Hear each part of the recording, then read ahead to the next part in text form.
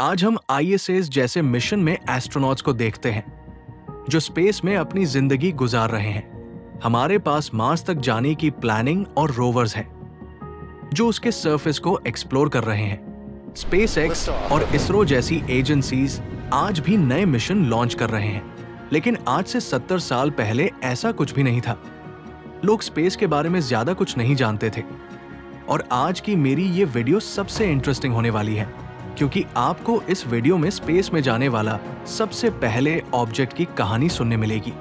ये सब आपको जानने मिलेगा इस वीडियो में, तो इस वीडियो को जरा भी मिस मत करना। और चलो स्टार्ट करते हैं। स्पेस में जाने की सोच सबसे पहले कॉन्स्टेंटिन त्सायोल्कोव्स्की, एक रशियन साइंटिस्ट ने दी थी। उन्होंने 1903 में रॉकेटरी और एरोनॉटिक्स के कॉन्सेप्ट्स को डेवलप किया। त्सायोल्कोव्स्की ने अपनी फेमस थियरी त्सायोल्कोव्स्की रॉकेट इक्वेशन बनाई थी, जो आज भी स्पेस एक्सप्लोरेशन में इस्तेमाल होती है। उन्होंने स्पेस ट्रैवल को एक प्रैक्टिकल पॉसिबिलिटी के रूप में देखा, जब उस समय दुनिया में इसके बारे में किसी ने सोचा भी नहीं था। स्पेस एक्सप्लोरेशन की कहानी वर्ल्ड वॉर 2 के दौरान शुरू हुई, जब जर्मनी ने V2 रॉकेट का डेवलपमेंट किया। यह सबसे पहला व्हीकल था जो स्पेस की बाउंड्री तक पहुंचा। दुनिया का सबसे पहला लॉन्ग रेंज बैलिस्टिक मिसाइल और पहला ह्यूमन मेड ऑब्जेक्ट जो स्पेस तक पहुंचा, वर्जल्टन्सवाफ्टू, शॉर्ट में V2, एक ऐसी इन्वेंशन थी जो साइंस और वॉर दोनों के बीच एक पतली रेखा पर थी। ये एक मिसाइल भी थी और स्पेस एक्सप्लोरेशन की पहली सीढ़ी भी। वर्ल्ड वॉर 2 के दौरान जब नाजी जर्मनी दुनिया पर राज करने का सपना देख रहे थे, तब German engineer Wernher von Braun और उनकी टीम ने एक ऐसा रॉकेट डेवलप किया जो स्पीड और साउंड तोड़ सकता था, अर्थ के एटमॉस्फेयर से बाहर जा सकता था और एनिमी को बिना वार्निंग दिए तबाह कर सकता था। 8 सितंबर 1944 को जर्मनी ने लंदन पर पहली बार V2 मिसाइल हमला किया। लोगों को कोई भी वार्निंग नहीं मिली, सिर्फ एक मैसिव एक्सप्लोजन सुनाई दिया। मिसाइल सिर्फ 5 मिनट में जर्मनी से लंदन पहुंच गई। 9,000 सिविलियंस और सोल्जर्स V2 अटैक्स की वजह से मारे गए। It is not to forget the sympathy due to the victims, to the dead, bereaved, homeless and destitute, victims of the Germans' criminal mania for blood and conquest. जब world war 2 खत्म हो गया, तो यूएसए ने अपने operation paperclip के जरिए Germany के साइंटिस्ट्स को रिक्रूट किया, जिसमें सबसे प्रोमिनेंट नाम वर्नर वॉन ब्रॉन का था। वॉन ब्रॉन ने अपनी टीम के साथ V2 टेक्नोलॉजी को नासा के स्पेस प्रोग्राम्स में इंप्लीमेंट करना शुरू किया। यूएसए ने 1946 में पहला V2 रॉकेट टेस्ट किया। यह टेस्ट स्पेस की बाउंड्री तक पहुंचने का पहला स्टेप था। V2 के लॉन्च होने के फौरन 1 साल बाद सोवियत यूनियन की ग्लोबल डोमिनेंस और स्पेस सुप्रीमेसी की एस्पिरेशंस के चलते R7 को डेवलप किया गया। यह मिसाइल न सिर्फ यूएसए को टारगेट करने का टूल थी, बल्कि स्पेस एक्सप्लोरेशन में भी यूएसएसआर की लीडरशिप का सबूत थी।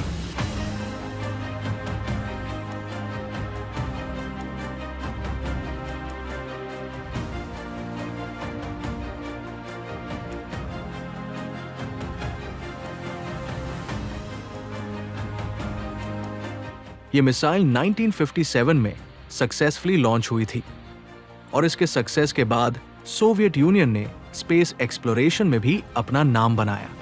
फिर उसके बाद सोवियत यूनियन ने स्पुतनिक 1 को लॉन्च करके इतिहास रच दिया।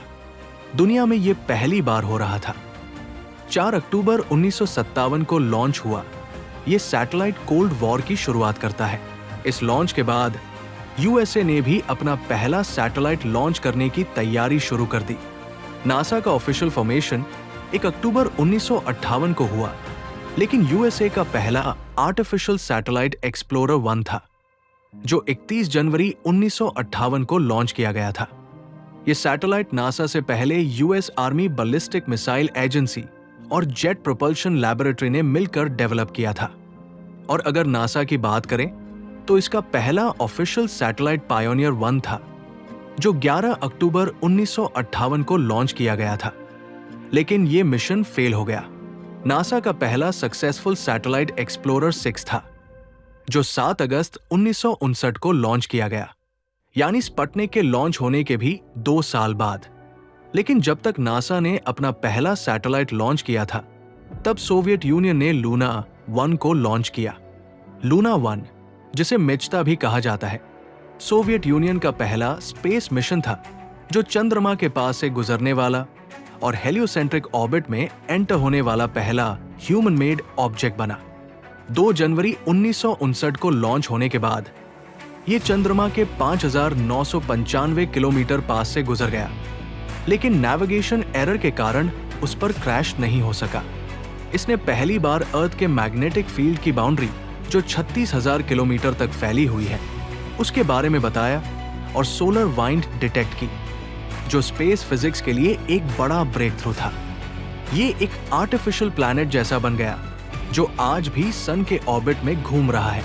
लूना 1 के लॉन्च के फौरन 2 महीने बाद नासा ने भी अपना मून मिशन लॉन्च किया। नासा का ये पहला ऐसा मिशन था जो मून के इतने करीब से गुजरने वाला था और पहली बार एक अमेरिकन स्पेसक्राफ्ट हेलियोसेंट्रिक ऑर्बिट में जाने वाला था।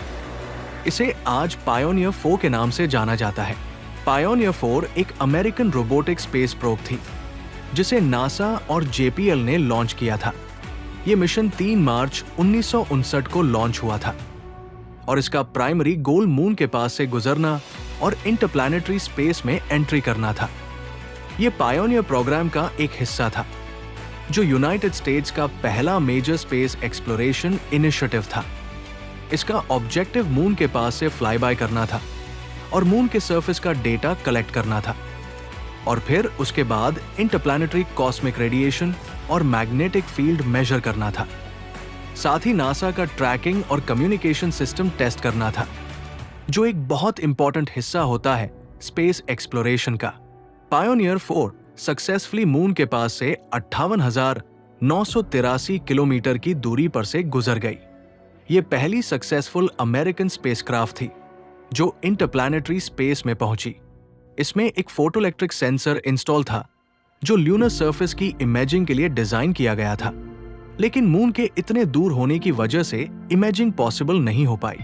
पायोनियर 4 ने 82.5 आवर्स तक सिग्नल्स भेजा और फिर कॉन्टैक्ट लॉस्ट हो गया और फिर उसके बाद ये भी लूना 1 की तरह हेलियोसेंट्रिक ऑर्बिट में चक्कर लगाने लगा। 4 अक्टूबर 1959 को सोवियत यूनियन ने अपना Luna fly bye mission design किया, जिसे आज लूना 3 के नाम से भी जाना जाता है। लूना 3 का मेन मिशन चांद के फार साइड की पहली तस्वीर लेना था, जो पहले कभी नहीं देखा गया था। लूना 3 चांद के 6,200 किलोमीटर पास से गुजरा और इसके ऑटोमेटिक कैमरा सिस्टम ने 29 फोटोज ली, जो 70% फार साइड कवर करती थी। इमेजेस 35 mm फिल्म पर रिकॉर्ड हुई। स्पेसक्राफ्ट ने उन्हें डेवलप किया और रेडियो सिग्नल्स के थ्रू जमीन पर भेजा। इसने एक बड़े इंपैक्ट क्रेटर की भी खोज की, जिसका नाम फेमस साइंटिस्ट कॉन्स्टेंटिन tsiolkovsky के नाम पर रखा गया। इसके अलावा एक वोल्केनो की भी डिस्कवरी की गई, जिसे मेर मॉस्कोवियंस कहा जाता है। ये एक डार्क वोल्केनिक प्लेन थी जो नियर साइड से बिल्कुल अलग दिखी। 1960 में जो वॉस्टॉक मिशन लॉन्च किया गया था, वो वॉस्टॉक 1 का प्रिकर्सर था और ये एक इंपॉर्टेंट माइलस्टोन था। ये मिशन सोवियत स्पेस प्रोग्राम का हिस्सा था, जो इवेंचुअली यूरी गगारिन के स्पेस में फ्लाइट के लिए बेस बना। 1960 में वॉस्टॉक सीरीज में कुछ की इवेंट्स हुए थे। वॉस्टॉक 1 को इनिशियली 1960 में टेस्ट किया गया था, जिसका मेन पर्पस स्पेसक्राफ्ट की डिजाइन और सिस्टम्स को टेस्ट करना था। इस फ्लाइट का मेन ऑब्जेक्टिव था स्पेसक्राफ्ट की रिलायबिलिटी और सेफ्टी सिस्टम्स को टेस्ट करना। वॉस्टॉक 1 की एक फ्लाइट टेस्ट के रूप में लॉन्च हुई थी। टेस्ट फ्लाइट सक्सेसफुली परफॉर्म की गई थी, लेकिन मिशन के बाद कुछ इंप्रूवमेंट्स और मॉडिफिकेशंस की जरूरत थी। 1960 के एंड तक वॉस्टॉक 2 और दूसरे वॉस्टॉक स्पेसक्राफ्ट का डिजाइन फाइनलाइज हो रहा था। वॉस्टॉक 2 को उन अनमैन्ड टेस्ट फ्लाइट्स के लिए डिजाइन किया गया था, ताकि स्पेसक्राफ्ट की कैपेबिलिटी को फर्दर टेस्ट किया जा सके। 1960 में सोवियत यूनियन ने वॉस्टॉक स्पेसक्राफ्ट का डेवलपमेंट शुरू किया, जिसमें इनिशियली अनमैन्ड फ्लाइट्स शामिल थी। ये स्पेसक्राफ्ट आगे चलकर यूरी गगारिन के मिशन वॉस्टॉक 1 1961 के लिए यूज होने वाले थे। वॉस्टॉक प्रोग्राम का primary goal human space flight का सक्सेसफुल एग्जीक्यूशन था, जिसमें पहली बार मनुष्य को स्पेस में भेजना था। 1960 में वॉस्टॉक मिशंस के जरिए स्पेसक्राफ्ट की डिजाइन और टेक्नोलॉजी को रिफाइन किया गया ताकि फ्यूचर मिशंस में सेफ्टी और इफेक्टिवनेस को एंश्योर किया जा सके। और फिर उसके बाद 31 जनवरी 1961 को रेडस्टोन नाम का एक रॉकेट लॉन्च हुआ, जिसका पायलट एक चिंपैंजी था और इसका ऑब्जेक्टिव जानवर को स्पेस में भेजकर उनकी फिजियोलॉजिकल रिस्पॉन्स को स्टडी करना था, ताकि ह्यूमंस को स्पेस फ्लाइट में भेजने से पहले उनकी सेफ्टी और हेल्थ के बारे में अंडरस्टैंडिंग मिल सके। इस पूरे मिशन का नाम मर्करी रेडस्टोन 2 था और इस मिशन के पायलट का नाम हैम था। हैम को स्पेसक्राफ्ट में भेजा गया था ताकि ह्यूमन लाइक रिस्पॉन्सेज ऑब्जर्व किए जा सके। मिशन के दौरान हैम को कुछ बटन्स प्रेस करने के लिए ट्रेन किया गया था। इन एक्शंस को रिकॉर्ड किया गया था ताकि नासा को पता चल सके कि ह्यूमन एस्ट्रोनॉट्स को फ्लाइट के दौरान किस तरह के कॉग्निटिव और मोटर रिस्पॉन्सेज हो सकते हैं। जब रॉकेट लॉन्च हुआ, स्पेसक्राफ्ट को सबऑर्बिटल ट्रेजेक्टरी पर भेजा गया था। हैम ने सक्सेसफुली स्पेसक्राफ्ट के इंटीरियर में डिजाइन टास्क्स परफॉर्म किए, जैसे कि स्विचेस प्रेस करना, जिससे मिशन की सक्सेस को प्रूव किया गया। मिशन के दौरान स्पेसक्राफ्ट 250 किलोमीटर तक ऊपर गया और ये एक सब ऑर्बिटल फ्लाइट थी, जिसमें स्पेसक्राफ्ट ने ग्राउंड से कुछ मिनटों के लिए कांटेक्ट लूज किया। हैम ने सक्सेसफुली रिटर्न किया और स्पेसक्राफ्ट सेफली लैंड हुआ। चिंपैंजी हैम का हेल्थ चेकअप भी किया गया, जिसमें उन्हें थोड़ी डिस्ट्रेस और डिस्कम्फर्ट महसूस हुई थी, लेकिन वो बिल्कुल सेफ रहे। 1957 में स्पुतनिक 1 लॉन्च होने के बाद सोवियत यूनियन ने स्पेस एक्सप्लोरेशन में लीड ले ली थी। यूएसएसआर का गोल था कि वो सबसे पहले इंसान को स्पेस में भेजकर यूएसए को स्पेस रेस में हरा सके। इसके लिए वॉस्टॉक प्रोग्राम लॉन्च किया गया, जिसमें यूरी गगारिन को पहला कॉस्मोनॉट सिलेक्ट किया गया। 12 अप्रैल 1961 को वॉस्टॉक 1 रॉकेट ने बैकोनूर कॉस्मोड्रोम से सक्सेसफुली लॉन्च लिया। रॉकेट ने यूरी गगारिन को 327 किलोमीटर की एल्टीट्यूड पर ऑर्बिट में डाल दिया। यूरी गगारिन पूरी अर्थ का एक ऑर्बिट कंप्लीट करने वाले पहले इंसान बन गए। उन्होंने रेडियो पर रिपोर्ट किया, इसका मतलब है चलो निकल पड़े। 108 मिनट्स बाद वॉस्टॉक 1 एटमॉस्फेयर में री एंटर हुआ। कैप्सूल ग्राउंड से 7 किलोमीटर हाइट पर ओपन हुआ और यूरी गगारिन ने पैराशूट से जंप कर दिया। और उसके 1 महीने बाद नासा ने भी अपना पहला एस्ट्रोनॉट भेजा। सोवियत यूनियन और यूएस के बीच बहुत टेंशन का माहौल था। एलन शेपर्ड वो पहले अमेरिकन सिटीजन बने जो स्पेस में गए, लेकिन ये गगारिन की तरह अर्थ का एक फुल ऑर्बिट नहीं लगा पाए। ये जो नासा की स्पेस फ्लाइट थी, वो सबऑर्बिटल स्पेस फ्लाइट थी, यानी वो कुछ मिनटों के लिए ही स्पेस में थे। लेकिन नासा ने भी इतिहास बना दी थी। 20 फरवरी 1962 को नासा ने अपना पहला orbital human space flight launch किया था। जॉन ग्लेन नामी ये एस्ट्रोनॉट स्पेस में 4 घंटे 55 मिनट तक थे और वो अर्थ के सरफेस से लगभग 257 किलोमीटर की हाइट पर ऑर्बिट कर रहे थे। नासा का गोल था कि इंसान को अर्थ के ऑर्बिट में भेजना और सेफली वापस लाना, जो उन्होंने सक्सेसफुली अचीव किया। जॉन ग्लेन ने अटलांटिक ओशन में स्प्लैश डाउन किया, जो फ्लोरिडा के पास था। जॉन ग्लेन आगे जाकर 1998 में स्पेस शटल डिस्कवरी में भी एस्ट्रोनॉट बने, लेकिन फिर सोवियत यूनियन ने यूएस का रिकॉर्ड तोड़ दिया, जहां जॉन ग्लेन स्पेस में 5 घंटे तक थे। वहीं सोवियत एस्ट्रोनॉट एंड्रे निकोलाएव ने स्पेस में पूरे 4 दिन 22 घंटे 22 मिनट तक रहने का रिकॉर्ड बना दिया। इसे 11 अगस्त 1962 को लॉन्च किया गया। निकोलाएव ने अर्थ के अराउंड 60 से भी ज्यादा चक्कर लगाए। इस मिशन का काम माइक्रोग्रेविटी को स्टडी करना था और वॉस्टॉक 3 के लॉन्च होने के तुरंत 1 दिन बाद वॉस्टॉक 4 को भी लॉन्च किया गया। यह पहली बार होने वाला था कि 2 इंसान एक साथ स्पेस में थे और यह पहली बार था कि कोई इंसान स्पेस में बिना स्पेस सूट के सर्वाइव कर पाया था। हाँ, लेकिन वो स्पेस में नहीं था, बल्कि एक प्रेशराइज्ड मॉड्यूल में था बिना स्पेस सूट के। फेथ 7 नासा का मर्करी प्रोग्राम का आखिरी मैन्ड स्पेसक्राफ्ट था। इसका नाम गॉर्डन कूपर ने दिया था। जो इस मिशन के एस्ट्रोनॉट थे। फेथ 7 को 15 मई 1963 को मर्करी एटलस 9 मिशन के लिए एटलस LV-3B रॉकेट के जरिए लॉन्च किया गया। फेथ 7 ने 22 ऑर्बिट्स कंप्लीट किए और एक दिन 10 घंटे 19 मिनट तक स्पेस में रही। ये स्पेसक्राफ्ट नासा के मर्करी प्रोग्राम का सबसे लंबा और आखिरी मैन्ड मिशन था।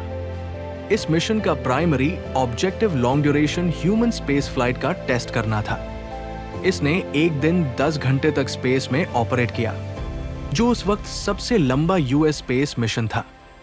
जब स्पेसक्राफ्ट के ऑटोमेटिक कंट्रोल सिस्टम्स फेल हो गए, गॉर्डन कूपर ने स्पेसक्राफ्ट को मैन्युअली कंट्रोल करते हुए री एंट्री कंप्लीट किया, जो एक रिमार्केबल अचीवमेंट था। इससे गॉर्डन कूपर ने अर्थ के वेदर पैटर्न्स और ऑरोरास को ऑब्जर्व किया, जो उनका एक साइंटिफिक एक्सपेरिमेंट का हिस्सा था। इसका डिजाइन मर्करी कैप्सूल्स का एक इंप्रूव्ड वर्जन था, जिसमें री एंट्री हीट शील्ड और पैराशूट्स सिस्टम था, जो एस्ट्रोनॉट को सेफली लैंड करने में मदद करता था। इसमें एक लाइफ सपोर्ट सिस्टम था, जो एस्ट्रोनॉट को ऑक्सीजन सप्लाई करता था और कार्बन डाइऑक्साइड को रिमूव करता था। यह सिस्टम लॉन्ग ड्यूरेशन फ्लाइट के लिए क्रिटिकल था। और फिर सोवियत यूनियन ने वॉस्टॉक 5 और वॉस्टॉक 6 को 2 दिनों के गैप में लॉन्च किया।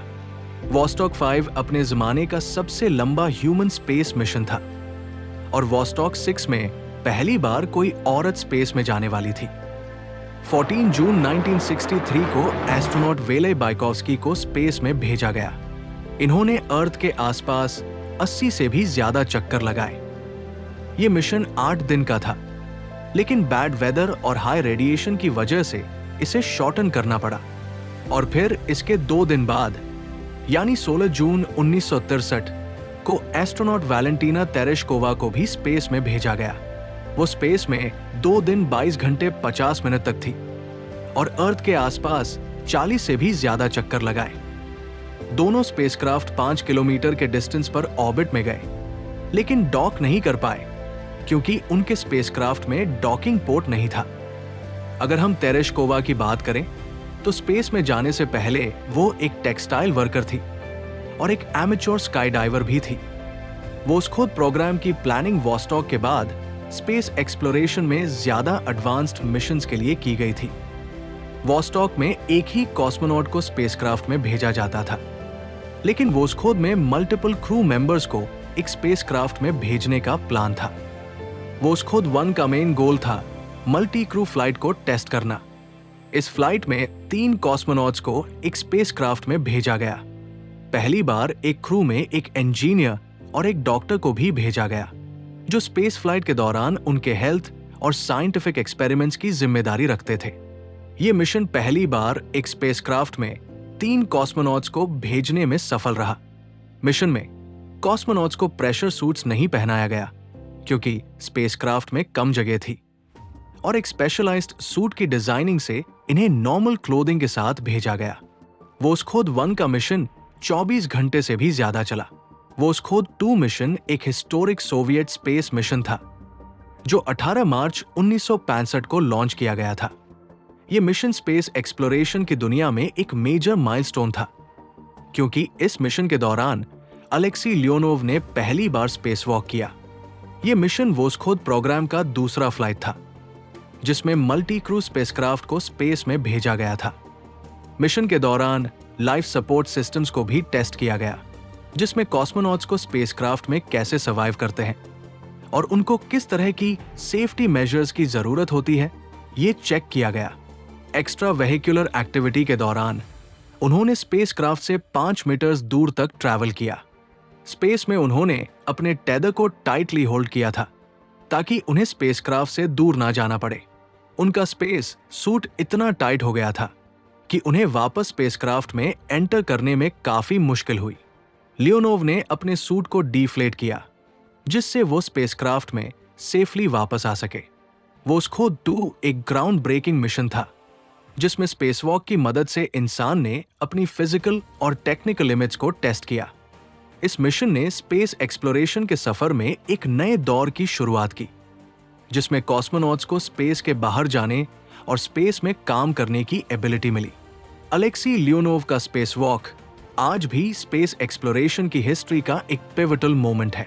28 नवंबर 1964 को नासा का मैरिनर 4, जो एक फ्लाई बाय मिशन था, उसने मार्स की सबसे करीब से फोटोज ली थी। मैरिनर 4 ने मार्स की टोटल 22 इमेजेस भेजी। पहले लोग सोचते थे कि मार्स की एटमॉस्फेयर अर्थ जैसी हो सकती है, लेकिन मैरिनर 4 ने यह दिखाया कि वहां बहुत कम प्रेशर है। यह मिशन मार्स के फ्यूचर ऑर्बिटर्स और लैंडर्स के लिए एक स्ट्रॉन्ग फाउंडेशन बना। मैरिनर 4 के बाद मैरिनर 6, मैरिनर 7 और मैरिनर 9 जैसे और मिशंस भेजे गए, जो और भी ज्यादा डिटेल्ड इमेजेस लेकर आए। 12 सितंबर 1962 को राइस यूनिवर्सिटी में US president John F Kennedy ने एक historic speech the. We choose to go to the moon in this decade and do the other things, not because they are easy, but because they are hard.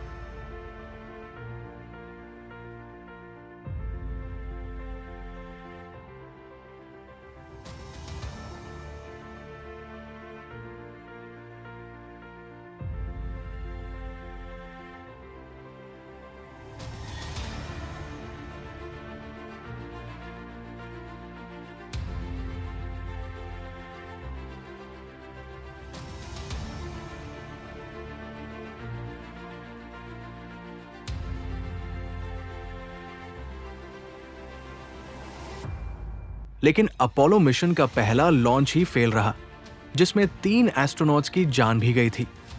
Apollo एक NASA के Apollo programme का पहला crude mission था, जिसका main goal lunar exploration की तैयारी करना था। लेकिन यह मिशन लॉन्च होने से पहले ही एक ट्रैजिक एक्सीडेंट का शिकार हो गया। लॉन्च से पहले एक प्री लॉन्च टेस्ट किया जा रहा था, जिसमें क्रू को कैप्सूल में बिठाकर लॉन्च सिमुलेशन किया जा रहा था। कैप्सूल के अंदर 100% प्योर ऑक्सीजन का एनवायरनमेंट था, जो एक हाईली फ्लेमेबल कंडीशन क्रिएट करता है। टेस्ट के दौरान एक फॉल्टी वायर से स्पार्क्स निकले, जो ऑक्सीजन रिच एटमॉस्फेयर में आग में बदल गए। आग सिर्फ 17 सेकंड्स में कंट्रोल से बाहर हो गई और कैप्सूल का हैच बाहर से खुलने वाला था, जो रैपिडली ओपन नहीं हो सकता था। क्रू मेंबर्स स्मोक इनहेलेशन और एक्सट्रीम हीट की वजह से जिंदा जल गए। ये आखिरी वक्त की रिकॉर्डिंग है। अगर आप चाहें तो ये पार्ट स्किप कर सकते हैं।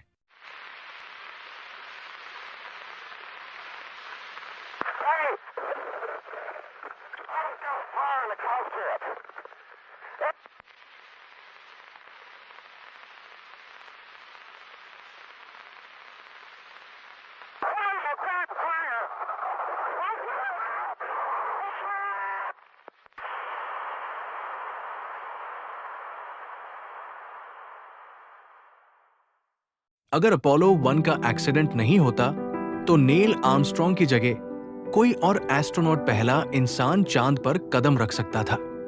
गस ग्रिसम के चांसेस सबसे ज्यादा होते कि वो पहले इंसान बनते जो चांद पर कदम रखते। पर फिर नासा ने अपोलो 1 की गलतियों से कुछ सीखकर अपने मिशन को आगे बढ़ाया। अपोलो 1 के एक्सीडेंट के बाद नासा ने डिसाइड किया कि नेक्स्ट क्रूड मिशन को अपोलो 2 या अपोलो 3 कहने का कोई सेंस नहीं है, क्योंकि पहले कुछ अनमैन्ड टेस्ट फ्लाइट होने वाले थे। अपोलो 4 से नंबरिंग स्टार्ट हुई ताकि क्लियर रहे कि ये मिशंस सेफगार्डेड वर्जन है, जो अपोलो 1 के लेसन से सुधारे गए हैं। अपोलो 4 9 नवंबर 1967 पहला अनमैन्ड टेस्ट फ्लाइट था, जो सैटर्न वी रॉकेट का फुल टेस्ट करने के लिए लॉन्च किया गया। यह टेस्ट काफी सक्सेसफुल रहा और रॉकेट की पावर को प्रूव किया। फिर उसके बाद अपोलो 5 22 जनवरी 1968 ल्यूनर मॉड्यूल का पहला टेस्ट था। यह भी अनमैन्ड था और इसमें ल्यूनर मॉड्यूल के इंजन और मैन्यूवरिंग कैपेबिलिटीज टेस्ट की गई। Let's jump back to Apollo 7 11 अक्टूबर 1968 पहला क्रूड अपोलो मिशन था जो ऑर्बिट में गया। इसमें वॉल्टर शिरा, डोन आइसलर और वॉल्टर कनिंघहैम गए। ये एक लो अर्थ ऑर्बिट मिशन था जो 11 दिन तक चला।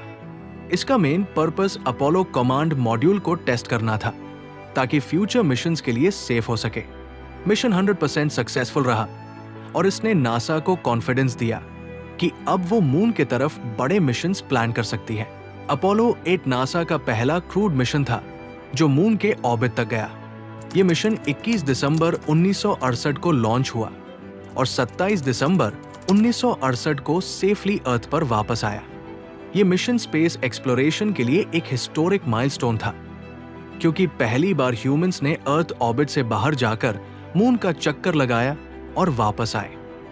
इसमें 3 एस्ट्रोनॉट्स थे, commander Frank Borman, James Lovell command module pilot और William Anders lunar module pilot.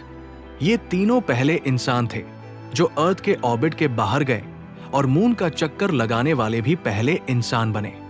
ये मिशन टोटल 6 दिन 3 घंटे 42 मिनट तक चला। इनके ल्यूनर मॉड्यूल ने मून के अराउंड टोटल 10 चक्कर लगाए और री एंट्री के वक्त इनकी स्पीड 39,897 किलोमीटर पर आवर थी, जो उस वक्त की सबसे fast human re entry speed थी। और इसी तरह अपोलो 9 और अपोलो 10 भी थे, लेकिन फिर आया अपोलो 11। अपोलो 11 नासा का एक हिस्टोरिक मिशन था जो 16 जुलाई 1969 को लॉन्च हुआ और 24 जुलाई 1969 को सेफली वापस आया। यह मिशन दुनिया का पहला सक्सेसफुल मून लैंडिंग मिशन था, जिसमें ह्यूमंस ने पहली बार चांद पर कदम रखा। अपोलो 11 का लॉन्च नासा के केनेडी स्पेस सेंटर से सैटर्न वी रॉकेट के जरिए 16 जुलाई 1969 को 1:32 UTC पर हुआ। इसके स्पेसक्राफ्ट में 3 मॉड्यूल्स थे। पहला कमांड मॉड्यूल, जिसे कोलंबिया भी कहा जाता है, यह स्पेसक्राफ्ट का मेन पार्ट था, जिसमें एस्ट्रोनॉट्स बैठे थे और वापसी के बाद यही अर्थ पर सेफली स्प्लैश डाउन करता। दूसरा ल्यूनर मॉड्यूल, जिसे ईगल भी कहा जाता है, यह चांद पर लैंड होने और वापस उड़ने के लिए था। और तीसरा सर्विस मॉड्यूल, जिसमें फ्यूल, ऑक्सीजन और लाइफ सपोर्ट सिस्टम्स थे। रॉकेट लॉन्च होने के बाद अर्थ ऑर्बिट में एक चक्कर लगाया गया और फिर ट्रांसल्यूनर इंजेक्शन किया गया, जो स्पेसक्राफ्ट को मून की तरफ पुश करता है। 3 दिन के सफर के बाद 19 जुलाई 1969 को अपोलो 11 मून ऑर्बिट में सक्सेसफुली एंटर हो गया। कमांड मॉड्यूल और ल्यूनर मॉड्यूल ने मून ऑर्बिट में 30 बार चक्कर लगाए और लैंडिंग साइट को एनालाइज किया। ल्यूनर मॉड्यूल ईगल को नील आर्मस्ट्रॉन्ग और बज एल्ड्रिन ने कमांड मॉड्यूल से डिटैच किया, जबकि Michael Collins command module Columbia में मून ऑर्बिट में रहे। अपोलो 12 1969 में नासा का दूसरा सक्सेसफुल मून लैंडिंग मिशन था, जिसमें पीट कॉनरैड और एलन बीन ने ओशन स्टॉर्म्स रीजन में उतरकर 34 किलोग्राम सैंपल्स इकट्ठा किए। फिर उसके बाद 1970 में अपोलो 13, जो एक फेलियर रहा, क्योंकि एक्सप्लोजन की वजह से मून लैंडिंग कैंसिल करनी पड़ी, लेकिन क्रू सेफली वापस लौट आया। इसके ऊपर एक अलग से वीडियो बन सकती है, अगर आप चाहते हैं तो कमेंट में बताना। 1971 में अपोलो 14 में एलन शेपर्ड और एजर मिचेल ने FRA मोरो रीजन एक्सप्लोर किया और 42 किलोग्राम ल्यूनर सैंपल्स लाए। इसी साल अपोलो 15 भी कंडक्ट किया गया। पहला एडवांस्ड मून मिशन था, जिसमें डेविड स्कॉट और जेम्स इरविन ने ल्यूनर रोवर व्हीकल का इस्तेमाल किया और हैडली अपेनाइन रीजन में 77 किलोग्राम रॉक्स कलेक्ट की। अपोलो 16 1972 में जॉन यंग और चार्ल्स ड्यूक ने डेस्कार्ट्स हाईलैंड्स एक्सप्लोर किया, ल्यूनर रोवर व्हीकल चलाया और 95 किलोग्राम सैंपल्स इकट्ठा किए। और इसी साल नासा का आखिरी मून मिशन अपोलो 17 भी कंडक्ट किया गया, जिसमें यूजिन सर्नेन और हैरिसन श्मिट ने टॉरस लिट्रो वैली में सबसे ज्यादा टाइम बिताया। उन्होंने मून पर 70 घंटे से भी ज्यादा वक्त गुजारा और 110 किलोग्राम सैंपल्स कलेक्ट किए। लुनोखोड 1 सोवियत यूनियन का पहला सक्सेसफुल रोबोटिक ल्यूनर रोवर था, जो 10 नवंबर 1970 को लॉन्च हुआ और 17 नवंबर 1970 को लूना 17 लैंड के जरिए चांद की सरफेस पर उतारा गया। यह दुनिया का पहला रिमोटली ऑपरेटेड रोवर था, जो किसी दूसरे सेलेस्टियल बॉडी पर चला। इसका डिजाइन एक बाथटब जैसा था, जिसमें 8 व्हील्स, सोलर पैनल्स और साइंटिफिक इंस्ट्रूमेंट्स लगे थे। इसने 11 महीने तक काम किया, जिसमें 10.54 किलोमीटर की डिस्टेंस कवर की और 20,000 से ज्यादा इमेजेस भेजी। इस रोवर ने चांद की सोइल, टेम्परेचर और रेडिएशन लेवल्स का एनालिसिस किया, जो फ्यूचर ल्यूनर मिशंस के लिए काफी वैल्यूएबल डेटा बना। लुनोखोड 1 का कम्युनिकेशन 14 सितंबर 1971 को बंद हो गया और उसका लोकेशन 2010 में नासा के ल्यूनर रिकॉनाइसेंस ऑर्बिटर ने दोबारा कंफर्म किया। स्काईलैब नासा का पहला स्पेस स्टेशन 14 मई 1973 को लॉन्च हुआ, लेकिन लॉन्च के दौरान इसका मीटियोरॉइड शील्ड और एक सोलर पैनल डैमेज हो गया, जिससे ओवरहीटिंग और पावर इश्यूज आए, जिन्हें स्काईलैब 2 मिशन के एस्ट्रोनॉट्स ने रिपेयर किया, जिसमें एक सोलर शील्ड डिप्लॉय किया गया।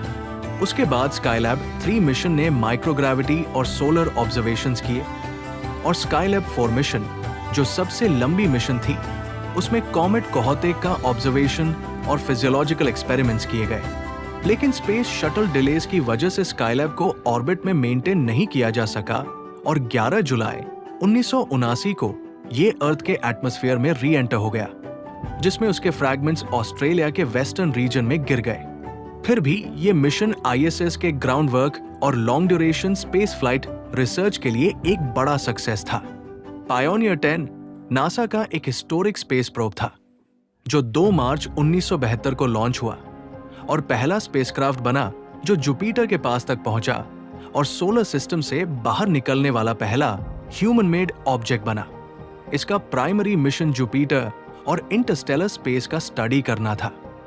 ये 15 जुलाई 1972 को एस्ट्रॉयड बेल्ट सेफली क्रॉस करने वाला पहला स्पेसक्राफ्ट बना।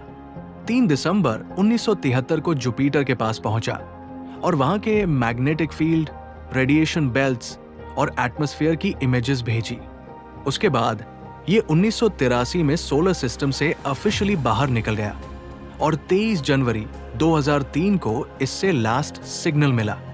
इस मिशन ने वॉयेजर और न्यू हॉरिजन्स जैसे इंटरस्टेलर मिशंस के लिए ग्राउंड वर्क सेट किया और आज भी पायोनियर 10 डीप स्पेस में ट्रैवल कर रहा है, लेकिन अब उससे कोई सिग्नल रिसीव नहीं हो रहा। सबसे पहले विनस और मरकरी की तस्वीर लेने वाला स्पेस प्रोब, जिसे मैरिनर 10 कहते हैं, नासा का एक हिस्टोरिक मिशन था जो 3 नवंबर 1973 को लॉन्च हुआ और पहला स्पेसक्राफ्ट बना जो ग्रेविटी असिस्ट टेक्निक का इस्तेमाल करके मल्टीपल प्लैनेटरी फ्लाईबाइज कंप्लीट करने में सक्सेसफुल रहा। इसने 5 फरवरी 1974 को वीनस और 29 मार्च 1974 को मरकरी का पहला क्लोजअप फ्लाईबाय किया, जिसमें प्लैनेट के सरफेस फीचर्स, मैग्नेटिक फील्ड और एटमॉस्फेरिक कॉम्पोजिशन का पता चला। उसके बाद 21 सितंबर 1974 और 16 मार्च 1975 को और 2 फ्लाईबाइज किए, जिसमें मरकरी की एक्सोस्फेयर और क्रेटर्स की स्टडी की गई। 24 मार्च 1975 को फ्यूल खत्म होने के बाद मिशन एंड हो गया और मैरिनर 10 एक साइलेंट सैटेलाइट बन गया। इस मिशन ने ग्रेविटी असिस्ट का सक्सेसफुल टेस्ट किया, जो फ्यूचर स्पेस मिशंस के लिए एक इंपॉर्टेंट टेक्निक बनी। मरकरी और वीनस की स्टडी में इसने जो ग्राउंड वर्क सेट किया, उसे आगे मैसेंजर मिशन ने कंटिन्यू किया और आज भी मैरिनर 10 स्पेस में एग्जिस्ट करता है, लेकिन उससे कोई सिग्नल नहीं मिलता। अपोलो सोयूज टेस्ट प्रोजेक्ट 1975 का पहला मल्टीनेशनल स्पेस मिशन था, जो यूएसए और यूएसएसआर के बीच कोल्ड वॉर के बावजूद स्पेस कोऑपरेशन का एक बड़ा कदम था। 15 जुलाई 1975 को अपोलो यूएसए से लॉन्च हुआ और सोयूज यूएसएसआर से लॉन्च हुए और 17 जुलाई को सक्सेसफुली डॉक कर गए। इस दौरान अपोलो के थॉमस स्टाफोर्ड, वैंस ब्रांड और दे के स्लेटन और सोयूज के अलेक्सी लियोनोव और वालेरी कुप्सोव ने ऑर्बिट में मिलकर एक्सपेरिमेंट्स किए, जिसमें माइक्रोग्रेविटी स्टडीज, सोलर ऑब्जर्वेशंस और बायोलॉजिकल टेस्ट्स शामिल थे। इस मिशन के लिए एक स्पेशल डॉकिंग अडेप्टर डेवलप किया गया, जो दोनों स्पेसक्राफ्ट्स के अलग डॉकिंग सिस्टम्स को कंपैटिबल बनाता था। एस्ट्रोनॉट्स और कॉस्मोनॉट्स के बीच हुआ सिंबॉलिक हैंडशेक स्पेस कोऑपरेशन का एक हिस्टोरिक मोमेंट बन गया। सोयूज 21 जुलाई को यूएसएसआर में लैंड हुआ और अपोलो 24 जुलाई को पैसिफिक ओशन में स्प्लैश डाउन कर गया। इस मिशन ने फ्यूचर स्पेस कोलैबोरेशंस जैसे इंटरनेशनल स्पेस स्टेशन की फाउंडेशन के लिए एक इंपॉर्टेंट स्टेप रखा और यूएस-यूएसएसआर रिलेशंस में डिप्लोमैटिक थॉइंग का सिंबल बना। वेनेरा 9 एक सोवियत यूनियन का स्पेस मिशन 8 जून 1975 को लॉन्च हुआ और 22 अक्टूबर 1975 को वीनस पर सक्सेसफुली लैंड करने वाला पहला मिशन बना, जो वहां से इमेजेस भेज सका। प्रोटॉन के रॉकेट से लॉन्च होने वाला ये मिशन एक ऑर्बिटर और लैंडर में डिवाइडेड था। लैंडर ने वीनस के नॉर्दर्न हेमिस्फीयर में टचडाउन किया और वीनस के carbon dioxide rich atmosphere, sulphuric acid clouds, 475 degree Celsius तक टेम्परेचर रिकॉर्ड किया और 90 एटमॉस्फेरिक प्रेशर का डेटा भेजा। यह पहला मिशन था जिसने वीनस की सरफेस से black and white images transmit की। एक्सट्रीम कंडीशंस की वजह से लैंडर सिर्फ 53 मिनट्स तक ऑपरेशनल रहा, लेकिन इसने वीनस के हॉस्टाइल एनवायरनमेंट को समझने में इंपॉर्टेंट कंट्रीब्यूशन दिया। वाइकिंग 1 नासा का पहला सफल मार्स लैंडर था, जो 20 जुलाई 1976 को क्राइस प्लैनेशिया पर उतरा और 6 साल तक डेटा भेजता रहा। इसका मिशन मार्स की सरफेस और एटमॉस्फेयर की रिसर्च करना था, जिसमें life detection experiments, weather observation और हाई रेजोल्यूशन इमेजिंग शामिल थे। लैंडर ने मार्स की मिट्टी में आयरन रिच कॉम्पाउंड्स और एटमॉस्फेयर में 95% कार्बन डाइऑक्साइड डिटेक्ट किया, लेकिन लाइफ का कोई पक्का सबूत नहीं मिला। मिशन के दौरान 2300 इमेजेस भेजी गई और मार्स की पहली क्लोजअप फोटोज मिली। नवंबर 1982 में कम्युनिकेशन लॉस होने के बाद मिशन खत्म हो गया, लेकिन इसने मार्स एक्सप्लोरेशन के लिए एक माइलस्टोन सेट किया, जिसका आगे के रोवर्स जैसे क्यूरियोसिटी और परसेवरेंस ने फायदा उठाया। वॉयेजर 1 ने अपना जुपिटर फ्लाई बाय मार्च 1979 में कंप्लीट किया था और सैटर्न फ्लाई बाय नवंबर 1980 में, और वॉयेजर 2 ने 24 जनवरी 1986 को यूरेनस फ्लाई बाय किया और कुछ सालों बाद 25 अगस्त 1989 को नेपच्यून का फ्लाई बाय किया। फिर ये दोनों इंटरस्टेलर स्पेस में एंटर कर गए। अगर आप और डिटेल में जाना चाहते हो तो मैंने इसके ऊपर एक डिटेल में वीडियो बना रखी है, आप इसे मेरे चैनल पर देख सकते हैं। STS-1 नासा की पहली स्पेस शटल मिशन थी, जो कोलंबिया से 12 अप्रैल 1981 को लॉन्च हुई और 14 अप्रैल 1981 को सेफली लैंड की। इसका उद्देश्य शटल के फ्लाइट सिस्टम्स, थर्मल प्रोटेक्शन और रीयूजेबिलिटी को टेस्ट करना था। कमांडर जॉन यंग और पायलट रॉबर्ट क्रिपन ने मिशन को सक्सेसफुली कंप्लीट किया, जिसमें बूस्टर्स की सक्सेसफुल सेपरेशन, ऑर्बिटल फ्लाइट और कंट्रोल्ड री एंट्री शामिल थी। लैंडिंग के बाद थर्मल टाइल्स में डैमेज देखा गया, जो फ्यूचर मिशंस के लिए एक इंपॉर्टेंट लेसन बना। यह मिशन स्पेस शटल प्रोग्राम की शुरुआत थी, जो 2011 तक चला और ISS जैसे प्रोजेक्ट्स में मददगार रहा। इंटरेस्टिंग बात यह है कि STS-1 और यूरी गगारिन के हिस्टोरिक वॉस्टॉक 1 मिशन की 20th एनिवर्सरी एक ही दिन थी, जो 12 अप्रैल है। 1983 में नासा ने अपने स्पेस शटल प्रोग्राम के तहत 4 मिशंस लॉन्च किए, जिसमें STS-6 जो चैलेंजर का पहला मिशन था, उसने TDRS-1 सैटेलाइट डिप्लॉय किया और first shuttle era spacewalk conduct हुआ। STS-7 में सैली राइड पहली अमेरिकन वुमन एस्ट्रोनॉट बनी और 2 कमर्शियल सैटेलाइट्स डिप्लॉय की गई। STS-8 ने गायन ब्लूफोर्ड को पहले अफ्रीकन अमेरिकन एस्ट्रोनॉट के रूप में स्पेस भेजा और इंडिया का इनसैट 1B सैटेलाइट भी लॉन्च किया। STS-9 ने स्पेस लैब का पहला मिशन कंडक्ट किया, जो यूरोपियन स्पेस एजेंसी के साथ एक बड़ा कोलैबोरेशन था। यह साल नासा के लिए हिस्टोरिक रहा, क्योंकि इसमें विमेन और माइनॉरिटीज का इंक्लूजन हुआ, इंडिया के स्पेस प्रोग्राम को बूस्ट मिला और स्पेस बेस्ड रिसर्च का नया एरा शुरू हुआ। विदाउट टेदर EVA का मतलब बिना किसी रोप या टेदर के स्पेसवॉक करना है, जो सिर्फ एक बार ऑफिशियली डॉक्यूमेंट किया गया है। 7 फरवरी 1984 को STS-40 1B मिशन के दौरान ब्रूस MC कैंडलस ने मैन्ड मैन्यूवरिंग यूनिट का इस्तेमाल करके बिना टेदर के स्पेस में फ्रीली मूव किया, जो एक जेट प्रोपेल्ड बैकपैक था और नाइट्रोजन थ्रस्टर्स की मदद से कंट्रोल होता था। इस EVA में वो स्पेस शटल चैलेंजर से लगभग 100 मीटर्स तक दूर गए। ये बहुत रिस्की था, क्योंकि अगर मैन्ड मैन्यूवरिंग यूनिट फेल हो जाता तो एस्ट्रोनॉट वैक्यूम में ड्रिफ्ट कर सकता था। सेफ्टी कंसर्न्स के कारण 1984 के बाद मैन्ड मैन्यूवरिंग यूनिट का इस्तेमाल बंद कर दिया गया। 28 जनवरी 1986 को नासा का स्पेस शटल चैलेंजर लॉन्च के 73 सेकंड्स बाद एक्सप्लोड हो गया, जिसमें 7 एस्ट्रोनॉट्स इंक्लूडिंग टीचर क्रिस्टा मकॉलिफ की मौत हो गई। एक्सट्रीम कोल्ड की वजह से सॉलिड रॉकेट बूस्टर की ओर रिंग्स फेल हो गई, जो फ्यूल टैंक रप्चर का कारण बनी। इंजीनियर्स ने पहले ही वार्निंग दी थी, लेकिन नासा ने स्केड्यूल प्रेशर के चलते रिस्क इग्नोर किया रॉजर्स कमीशन की इन्वेस्टिगेशन में ये मैनेजमेंट फेलियर साबित हुआ और फिजिसिस्ट रिचर्ड फेनमैन ने डेमोन्स्ट्रेट किया कि कोल्ड टेम्परेचर में और रिंग्स हार्ड हो जाती है। इस डिजास्टर के बाद नासा ने सेफ्टी रिफॉर्म्स किए, शटल प्रोग्राम को 32 महीने सस्पेंड किया गया और फ्यूचर मिशंस के प्रोटोकॉल्स इंप्रूव किए गए ताकि ऐसे एक्सीडेंट्स दोबारा ना हो। चैलेंजर डिजास्टर के ऊपर हम फ्यूचर में कभी वीडियो बनाएंगे और आज के लिए इतना ही, क्योंकि एक ही वीडियो में पूरा बता दूंगा तो वीडियो बहुत बड़ी हो जाएगी। तो इस वीडियो का पार्ट 2 भी जल्दी आएगा। सो बने रहना और जाते जाते मेरे चैनल एरोसाइंस को सब्सक्राइब करना मत भूलना।